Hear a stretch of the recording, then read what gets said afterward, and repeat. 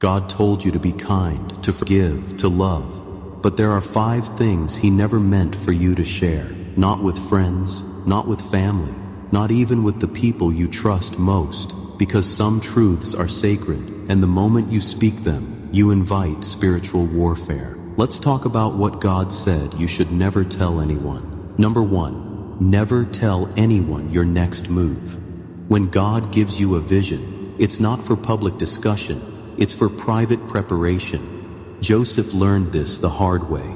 The moment he shared his dream, his own brothers turned against him. Not because he did anything wrong, but because his calling exposed their comfort.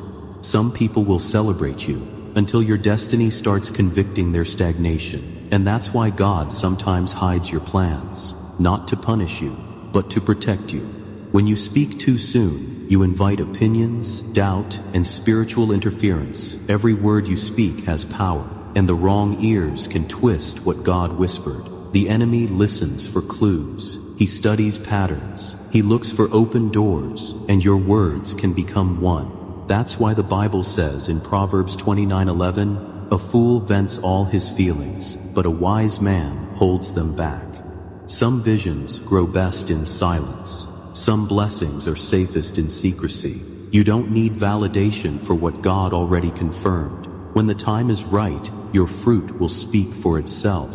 So don't announce, prepare, don't explain, obey, move quietly, pray deeply, and let your results preach louder than your words. Number 2, never tell anyone everything God told you in secret. Some things God speaks are meant for revelation, not conversation. When God whispers something to your spirit, a warning, a dream, a conviction, it's not always your job to explain it. Because some people will mock what they don't understand. Others will twist it, question it, or plant doubt where God planted faith. Think of Mary.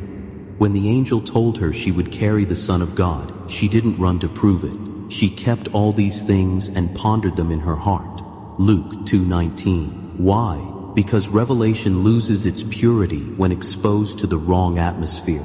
There are moments when God speaks to protect, to instruct, or to prepare. And if you release it too early, you invite voices that were never meant to influence your obedience. Some divine instructions are like seeds. If you dig them up too soon, they'll never grow. So guard what God whispers. Not every word is meant for the public. Some are meant for your altar, not your audience. Remember, revelation is sacred currency. Spend it only where there's discernment. Number 3, never tell anyone your good deeds or sacrifices. In a world obsessed with showing everything, God still values what's done in secret. Matthew 6:3 says, "But when you give to the needy, do not let your left hand know what your right hand is doing." Because when you seek attention for what should honor God, the reward shifts from heaven's approval to human applause. Some people do the right thing but lose the blessing because they wanted to be seen. They post it, mention it, or slip it into conversations, hoping someone will notice. But God doesn't need you to prove your goodness. He's already seen it.